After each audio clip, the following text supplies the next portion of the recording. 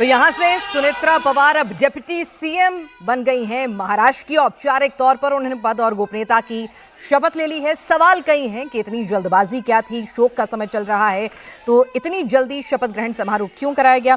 समीर जी हमारे साथ हैं। समीर जी, इस शपथ ग्रहण के साथ ही बहुत कुछ महाराष्ट्र की राजनीति में भी बदल जाएगा और पवार परिवार में भी बदल जाएगा।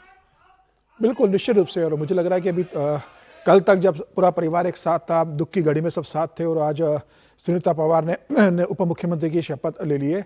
शरद पवार ने सुबह जब उनसे पूछा गया तो उन्होंने कहा कि मुझे कोई जानकारी नहीं है उसकी कि उनका तय हुआ कि वो लेगी, और अभी सूतक चल रहा है, परिवार अभी दुख में है।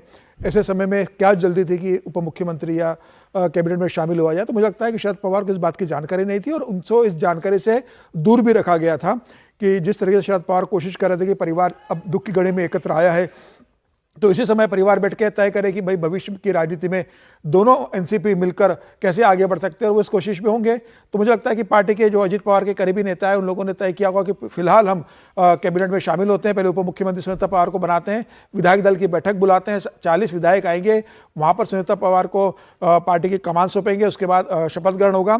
और भविष्य में अगर ऐसा लगता है कि शरद पवार की पार्टी के साथ अजित पवार की पार्टी का विलय होकर कोई एक गठबंधन बनना है, तो वो आगे तय किया जाएगा। फिलहाल ये है कि सत्ता में शामिल किया जाए, और मुझे लगता है कहने का ये डर होगा या विधायकों का प्रेशर भी होगा कि भाई समय रहते कर ले जाए, कहीं टूट का डर होगा।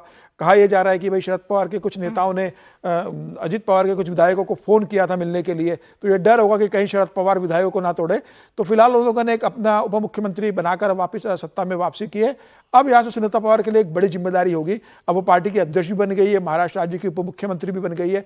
अब उन्हें संगठन को भी देखना है, पार्टी को भी देखना है, सरकार में अपनी जिम्मेदारी को देखना है। और सुनीता पवार के अलावा 8 और एनसीपी के मंत्री है, उनका भी परफॉर्मेंस, उनका भी काम सुनीता पवार को देखना है। बिल्कुल। और सुनेत्रा पवार का सरकार में किस तरह का कद रहता है, कौन सा मंत्रालय उनके पास रहते हैं, अगर मंत्रालय नहीं रहते हैं तो फिर किस तरह से कामकाज होगा, बहुत कुछ है जो अभी बदलेगा। इन तमाम पहलुओं पर हम बातचीत करेंगे।